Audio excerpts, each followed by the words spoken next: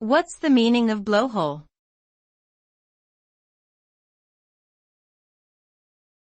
Blowhole.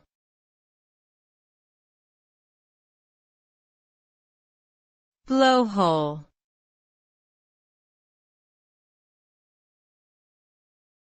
Blowhole.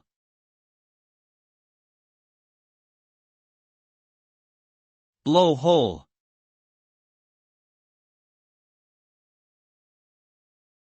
A blowhole is a hole in the surface of the earth or in the ice through which air, gas, or liquid can escape. It is also a term used to describe the nostrils of whales, dolphins, and other cetaceans, which are located on top of their heads and allow them to take in air at the surface of the water. Blowholes are also found in volcanic areas where they serve as a vent for steam and other gases.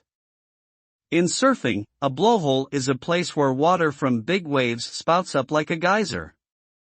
Overall, blowhole can refer to various openings that allow substances to escape or enter.